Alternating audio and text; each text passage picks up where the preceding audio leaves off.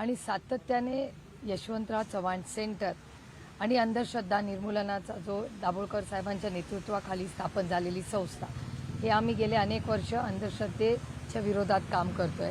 महाराष्ट्राने अंधश्रद्धाच्या विरोधात कायदाही केला, पण त्याची अंमलबजावणी सगळीकडे होताना दिसत नाही. आणि ह्याच्यात सगळ्यात जास्त भरडल्या जातात महिला. आणि त्याच्यामुळे प्रचंड 21व्या शतकात जेव्हा तंत्रज्ञानाने म्हणजे सगळीच तंत्रज्ञान, आता तुम्ही उदाहरण बघा, इथून आत्ता तुमचा कॅमेरावरनं चॅनलवर लाईव्ह माझं भाषण दिसत असेल, तर एवढं सायन्स आणि तंत्रज्ञान पुढे गेलं आहे. आणि ह्या देशाची पहिले प्रधानमंत्री नेहरूजींनी नेहमीच सांगितलं की ज्या देशाला सायंटिफिक टेम्पर असेल तोच देश प्रगती करू शकतो. त्यामुळे ह्या 21व्या शतकामध्ये हे दुर्दैव आहे की महाराष्ट्रामध्ये अनेक महिला या पुआबाजीमध्ये भरडल्या गेल्या. आपण अत्यंत खंत व्यक्त केली होती, दुर्दैव आहे म्हणतात मी, कमोडिटी आमदार खासदारांना कमोडिटी सारखं बघितलं जात आहे. सध्या अस्वस्थ आहात तुम्ही? हो, अर्थातच. कारण का चॅनल्स असतील किंवा ज्या पद्धतीने सोशल मीडियावर चेष्टा केली जाते आमची, हे अस्वस्थ करणारच आहे ना. तुम्ही पण ते रील बघत असाल काय, आम्ही काय वेगळे रील बघतोय असं नाही. ज्या पद्धतीने रील्समध्ये या गोष्टी होत आहेत त्या अर्थातच कुठल्याही लोकप्रतिनिधीला अस्वस्थ करणाऱ्याच आहे. ह्याच्यासाठी मी एक बिल मूव्ह करते. मी या सेशनमध्ये एक बिल करणार आहे की जेव्हा जर तुम्ही निवडून एखाद्या पक्षाबरोबर आला तर त्या पक्षामध्ये आता तुम्हाला 5 वर्ष पक्ष बदलता येणार नाही. तुम्हाला जर बदलायचं असेल तर राजीनामा द्या आणि पुन्हा निवडून या.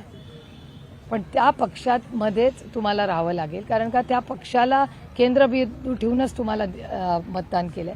आणि जर बदल करायचा असेल तर काही नाही, हे बघा ही लोकशाही आहे, प्रत्येकाला बदल करायचा अधिकार आहे. बदल करताना तो संविधानाच्या चौकटीत असावा एवढीच आमची अपेक्षा.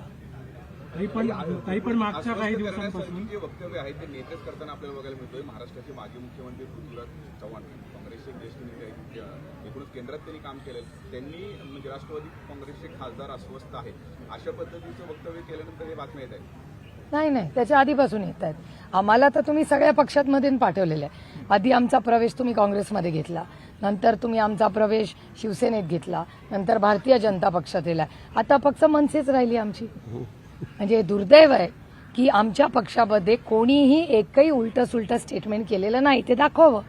आमचा कुठला खासदार बाहेर बोललाय, आमदार बाहेर बोललाय किंवा पक्षातलं कोणी बोललंय, कोणीही बाहेर बोललेलं नाही. अमोल कोल्हेच बोलले होते. हे बघा लोक काय बोलतात, बाहेरचे लोक. आम्ही काँग्रेसबद्दल बोलतो का? आम्ही काँग्रेसबद्दल जेवढं मी काँग्रेसला डिफेंड करते तेवढी काँग्रेस ही संसदेत डिफेंड करत नसेल एवढी मी. कारण का मी मित्र पक्षाच्या नात्याचा मी नेहमीच त्या चौकटीतच माझी भाषणं केलेली. त्याच्यामुळे त्यांना कोण भेटलं, आता पृथ्वीराज बाबा या देशाचे महत्वाचे, राज्याचे महत्वाचे नेते आहेत, त्यांना आमच्या 8 पैकी कोणीच भेटलेलं नाही आहे. तुम्ही विचारू शकता प्रत्येकाला, त्यातले एक इथेच उभे आहेत. आणि बाकीच्यांनाही फोन करून विचारू शकता की बाबा त्यांना कोण भेटलंय, त्यांनाही कुठे भाती भेटली आहे ही आम्हाला माहिती नाही. पण आम्ही 8ही खासदारांचा पृथ्वीराज बाबांचा कुठलाही संपर्क झाला असेल तर माझाच झाला आहे. माझ्या लेकीच्या लग्नाला मी त्यांना आमंत्रण करायला फोन केला होता आणि तेही आले होते. त्याबद्दल मी त्यांची आभारी आहे. 8 दिवसापूर्वीच अमोल कोल्हे नाशिक दौऱ्यावरती आले होते. ते बोलले होते की महायुतीकडून आम्हाला ऑफर नाही, ऑफर आली तर आम्ही विचार करू. हो, मग विचार करू म्हणाले ना, याचं उत्तर हो होत नाही ना. आणि तुम्हाला अमोलदादाचा स्वभाव माहिती आहे, त्यांनी असं त्यांच्या त्या टिपिकल शैलीत बोलून गेले. पण त्याच्यानंतर 8 दिवसाचं तुम्ही बोलताय, काल परवाचे स्टेटमेंट तुम्ही नाही वाचत. कसं आहे, दुर्दैव आहे की सिलेक्टिव्ह ॲम्नेशिया असतो सगळ्यांना. तुम्ही जर अमोलदादांना फॉलो करत असाल तर अमोलदादांचं कालचं, परवाचं, 13वाचं स्टेटमेंट 8 दिवसाचं काढलं. 7, 6, 5, 4, 3, 2, 1चा का नाही प्रश्न विचारला मला? असं होत नाही ना. सिलेक्टिव्ह ॲम्नेशिया असू शकत नाही ना. पत्रकारिता करताना आपण सगळ्यांनीच किंवा आम्ही पण जेव्हा करतो काम तेव्हा सिलेक्टिव्ह ॲम्नेशिया चालत नाही ना आम्हाला. शरद पवार आणि एकनाथ शिंदे यांची भेट झाली होती, त्याच्यावर संजय राऊतांनी नाराजी व्यक्त केलेली होती. शरद पवार ज्येष्ठ नेते आहेत, थेट नाराजी व्यक्त उघडपणे. काल सकाळचं तुमचं स्टेटमेंट नाही पाहिलं का राऊत साहेबांचं? काल सकाळचं स्टेटमेंट तुमच्याच चॅनलवर ते बघा. मग तुम्ही मला प्रश्नच विचारणार नाही. जरी नंतर स्टेटमेंट बदललं तरी नाराजी पण उघड व्यक्त होती. ही लोकशाही आहे, प्रत्येकाला बोलायचा अधिकार आहे. ही दडपशाही नाही आमची, लोकशाही आहे. हर एक को बोलणे का अधिकार आहे, त्याच्यात गैर काय? एखाद्याला वाईट वाटलं असेल ते बोलले असतील, दुसऱ्या दिवशी त्यांनी क्लॅरिफिकेशन दिला, विषय संपला. त्याच्यातून ना कांद्याचा भाव फरक पडणार आहे, ना इगतपुरीच्या शेतकऱ्याचा रस्त्याला नाही मिळणार आहे. संजय राऊत आज सकाळी असं म्हटलं की राज्यात फडणवीसांनंतर बावनकुळे मुख्यमंत्री होते. स्कोप गिरीश महाजन शिंदेना पण नाहीये. तुम्हाला काय वाटतं? मला नाही माहिती बाबा, मी नाही त्याचा विचार केलेला. मी सकाळपासून ह्यांच्या कांद्याला भाव कसा मिळेल आणि एक्सपोर्ट पॉलिसी कशी होईल आणि कॉमर्स मंत्रालयाने काय केलं पाहिजे ह्याच्या मागे, आणि इगतपुरीचे जे शेतकरी आहेत, जे भरडले जात आहेत, ज्यांना जमीन द्यायची नाहीये, त्यांना न्याय मिळत नाहीये, सरोज आहिरेंना एकटीला आंदोलन करावं लागतंय आणि त्यांना न्याय मिळत नाही, मी सकाळपासून ह्याच्या मागे आहे. आज मुख्यमंत्र्यांचं तुम्ही जाहीर अभिनंदन केलं त्या संदर्भात बुवाबाजीबद्दल पूर्ण भाषण आहे का, एडिट करू नका, सिलेक्टिव्ह ॲम्नेशिया नकोय आपल्याला. पवार कुटुंबियामध्ये परत एकदा सोहळा होतोय, पार्थ पवार आणि काय आमच्याकडे सुरूच झालंय. पहिलं युगेंचं झालं, मग जयचं झालं, मग रेवतीचं झालं, आता पारचं आहे. अजून 2-3 वेटिंगमध्ये आहेत. तुम्हाला लवकरच गोड बातमी कळेल. पवारांच्या मुलांनी मनावर घेतलंय की या वर्षी आमच्याकडे बँड वाजणारच आहे दर 2 महिन्यांनी. दुर्घटना घडली तर तिथे पहिल्याच मजल्यासारखी परवानगी होती, तिथे 2 ते 3 मजले बांधण्यात आले. हा नेमका गलथान कारभार कसा झाला? आणि आयुक्तांना विचारलं तर आयुक्त थेट आता नाराजी पण व्यक्त करतात या संपूर्ण प्रकरणावर. एक तर विजय सूर्यवंशी आत्ताच त्या जबाबदारीत आलेले आहेत, पण अर्थातच प्रशासनाने ह्याचं ओनरशिप घ्यावीच लागेल, जबाबदारी घ्यावीच लागेल. कारण का एखादी वास्तू जर एवढी त्याला परवानगीच नाही अशी होत असेल तर प्रशासन काय करतंय? आणि आजकाल प्रशासन तर आम्हालाच सांगतं, जेव्हा आम्ही मोजणीला विरोध करतो, सरांना अनुभव आहे, मला अनुभव आहे, आमच्या मतदारसंघांमध्ये जेव्हा मोजणीचं येतं तेव्हा आम्हाला सांगतात आम्ही गुगल मॅपवरनं करतो. एवढं तंत्रज्ञान आहे. मग जर एवढं तंत्रज्ञान महाराष्ट्र सरकारकडे आणि देशाकडे आहे तर मग एक इल्लिगल बिल्डिंग होते एवढी मोठी उंचीपुरी, मग काय करत होतं प्रशासन? प्रशासनाला त्या एवढ्या गुगल यंत्रणेतून कळलं नाही इल्लिगल आहे. मग कमाल आहे या सरकारची, मला आश्चर्य वाटतंय त्यांचं. आपली काय मागणी आहे? नाही, माझी मागणी एवढीच आहे की जेव्हा अशा गोष्टी होतात आपण ॲक्सिडेंट व्हायची का वाट बघतोय? हे दुर्दैव आहे की या भारतामध्ये गरीब कष्ट करणारी जी जो शोषित आहे, वंचित आहे, पीडित आहे, जो गरीब आहे, जो टॅक्स भरतो, त्याला न्याय मिळत नाही आणि बाकीच्यांना तर काय सूटच असते. त्यामुळे ह्या प्रक्रियेमध्ये प्रशासन जर कमी गव्हर्नन्स आणि जास्त न्याय द्यायचं जे काय टॅगलाईन आहे या भारत सरकारची, त्याची अंमलबजावणी सामान्य माणसाच्या आयुष्यात होतानाच दिसत नाहीये. आज आणखीन एक खंत व्यक्त केलं आपल्या भाषणामध्ये, आताची एकूणच परिस्थिती अस्वस्थ करणारी आहे असं आपण म्हणलं, ते महाराष्ट्रासाठी नाही बघा, महाराष्ट्र आणि देशात 3 मोठे क्रायसिस चालले. एक तर सामाजिक प्रश्न, तुमच्या सगळ्यांच्या चॅनलवर मी बघते सातत्याने पुआ बाजी फसवणूक हे चाललेलं असतं. दुसरा, महाराष्ट्रात क्राईम वाढलेला आहे आणि हा डेटा माझा नाही आहे, सरकारचाच डेटा आहे, तो भारत सरकारचा. आणि दुर्दैव आहे आणि मी जड अंतःकरणाने मी म्हणते की जो डेटा मी होम मिनिस्ट्रीच्या कमिटीवर आहे, जो डेटा महाराष्ट्र सरकार भारत सरकारला पाठवतो, तो भारत सरकार आम्हाला देतो खासदार म्हणून. त्याच्यात पुणे हे जे शिक्षणाचं माहेरघर आहे, देशातून मुलं आमच्या पुण्यात येतात शिकायला, जिथे मी लोकप्रतिनिधी म्हणून मला काम करायची संधी मिळाली, माझं भाग्य. तिथे क्राईममध्ये राज्यात 1 नंबरला पुणे. आणि ड्रग्सच्या बाबतीत सातत्याने मी कुठल्याही शहरात गेले, आजही सकाळी जे अध्यक्ष वगैरे सगळेच आम्ही चर्चा करत होतो की आज त्याचं जे पेनिट्रेशन आहे ड्रग्सचं, जे कधीच नव्हतं, आपल्या ध्यानीमानी नव्हतं. ह्या गोष्टी, ज्या गोष्टी कुठेतरी उच्चभ्रू 2-4 ठिकाणी मुंबईत व्हायच्या, अशी एक कानावर अशा गोष्टी ऐकायच्या, आम्ही कधी पाहिलेलं नाही. पण आज भगरे सर आणि मी, आम्ही लोकप्रतिनिधी म्हणून जेव्हा लोकांच्यात जातो किंवा आमचे सगळे सहकारी पदाधिकारी जातात, आम्हाला हे नवीनच ट्रेंड येतोय गेल्या 1-2 वर्षात की ताई आम्हाच्या ड्रग्जमध्ये पिढी वाया चालली आहे. हे ड्रग्ज येत आहेत कुठून, ती यंत्रणा कुठून येते, आणि हे सगळं नवीन जे होतं याच्यात वर्दीची भीती, म्हणजे पोलिसाची भीतीच राहिली नाही. आता त्या नगरसेवकाने हात उगारला, म्हणजे मला विश्वासच बसत नाही की आपल्या महाराष्ट्रात अशी गोष्ट होऊ शकते. मग त्याला जेलमध्ये टाकला, मग तो म्हणला मला हॉस्पिटलमध्ये जायचं. हे काय लावलं? त्याचा मला विचाराल तर त्याला पहिलं काढून टाकायला पाहिजे. आज ते नगरसेवक होताच का म्हणे? कुठली संस्कृती, कुठल्या संविधानाच्या चौकटीत आहे तुम्हाला? ही गुंडागर्जी आहे जी या देशात आणि राज्यात आम्ही तर खपून घेणार नाही. काही राज्य सरकारच्या लाडक्या बहीण योजनेच्या खर्चाबाबत त्या निकषाने उरलेल्या आहेत. अनाठाई खर्च करण्यात आला 3,500 कोटींचा, अनेक एक तर लाडकी बहीण योजनेमधल्या 8 लाख महिला KYC मधून काढल्या. म्हणजे मला गंमत वाटते या सरकारची. आपल्याला आठवत असेल की मनमोहन सिंग साहेबांचं सरकार असताना आधार कार्ड आले आणि मनमोहन सिंग साहेबांच्या सरकारमध्ये जनधन योजना सुरू झाली. ती मोदी साहेबांनी यशस्वीपणे पुढे नेली, पण त्याची सुरुवात मनमोहन सिंग साहेबांनी केली. आणि त्या नेटवर्कमध्ये आज घराघरामध्ये आधार कार्ड आहे की नाही, मग कुठेही दिंडोरीला गेला तरी प्रत्येकाकडे आधार कार्ड आहे की नाही सर, तर मग ते जर करू शकलो आपण, तर तुम्ही मला सांगताय की जनधन योजनामध्ये एवढा त्यांनी डंका वाजवला की आम्ही एवढे जनधन योजनेचे अकाउंट उघडेल, तुम्ही मला सांगताय तुम्ही या लाडक्या बहिणीचा KYC नाही करू शकला. हास्यास्पद आहे. म्हणजे महाराष्ट्र सरकार KYC 80 लाख महिला तर करू शकला नाही असा याच्यावर विश्वास आहे का तुम्हाला? कोण आहे ती 80 लाख महिला? मग का नाही तुमची यंत्रणा चालते? अपयश आहे महाराष्ट्र सरकारचं आणि फसवणूक आहे. इलेक्शन आलं, पैसे टाकले, इलेक्शन संपलं, विड्रॉ केलं. त्यामुळे ज्या पद्धतीने या गोष्टी महाराष्ट्रात चालल्या आहेत ना, महाराष्ट्राचं फिस्कल मॅनेजमेंट माननीय मुख्यमंत्र्यांना आवडत नाही मी हे बोललेलं, पण डेटा जे सांगतो त्या डेटामध्ये महाराष्ट्राचा फिस्कल डेफिसिटमध्ये अडचणी आहेत. आज या भारत सरकारमध्ये आज तुम्ही बघितलं तर भारत सरकारचा कॉर्पोरेट मंत्रालयाचा डेटा सांगतो की हाय नेटवर्क इंडिव्हिज्युअल्स म्हणजे जे जास्ती इन्व्हेस्टमेंट्स या देशात करतात ते जे हाय नेटवर्क इंडिव्हिज्युअल ज्यांना आपण म्हणतो ते सगळे भारत सोडून चालले. हा माझा डेटा नाही आहे, हा आरोप नाही आहे, हे या देशाचं वास्तव आहे. सरांना माहिती आहे, आपल्याला पार्लमेंटमध्ये हा डेटा येतो आणि हा माझा नाहीच आहे ना डेटा. अशी परिस्थिती असताना तुम्ही मला सांगा की हाय नेटवर्क इंडिव्हिज्युअल चालले, फॉरेन इन्व्हेस्टमेंट्स येत नाहीत. भारत सरकारमध्ये एकदा माननीय प्रधानमंत्री म्हणले सोनं घेऊ नका, म्हणजे हे धक्कादायकच होतं ना. मग का घेऊ नका सोनं? याला इकॉनॉमिक क्रायसिसच आहे ना. मग गॅस कमी झाला वाढला, पेट्रोल डिझेल कमी झालं वाढलं. मला खरं सांगा की ज्या पद्धतीने वाढलं कमी झालं तो बेनिफिट तुम्हाला कन्झ्युमर म्हणून मिळतो का पेट्रोल डिझेलचा? तर नाही मिळत. आणि या सगळ्याचं प्लॅनिंग केलं का हा प्रश्न मी स्वतः अनेक वेळा मिळाला.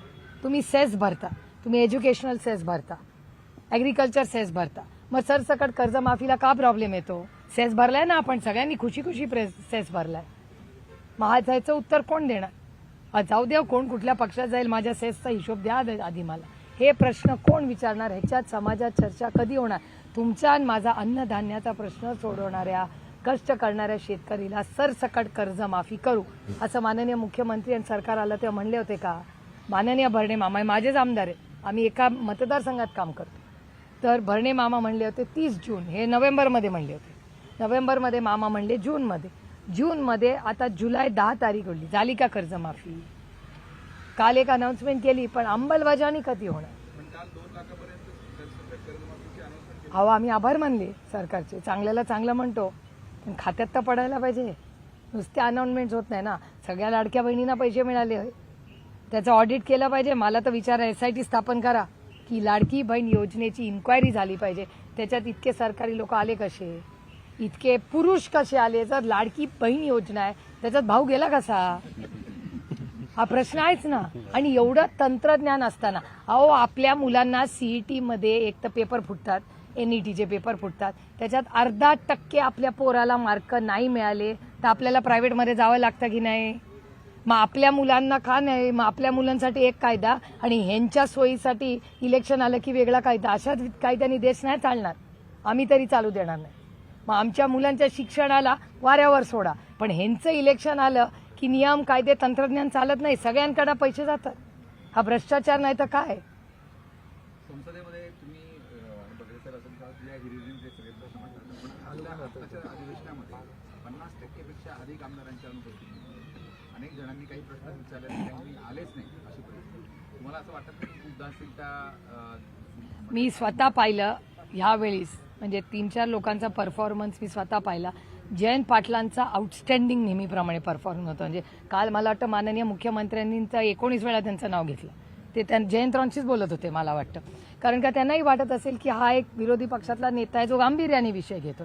त्याच्यामुळे तो माननीय मुख्यमंत्र्यांचाही मनाचा मोठेपणा की त्यांनी एवढ्या मोठ्या पदावर असले तरी जयंतरावांशी त्यांनी गांभीर्याने तो विषय घेतला. त्याबद्दल आम्ही आभारी आहोत मुख्यमंत्र्यांचे.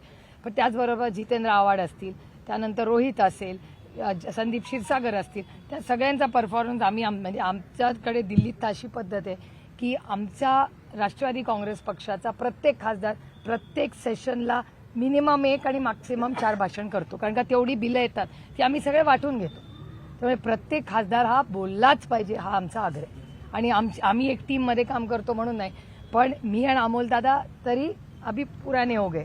ये सब नए लोग आउटस्टँडिंग परफॉर्मन्स हो.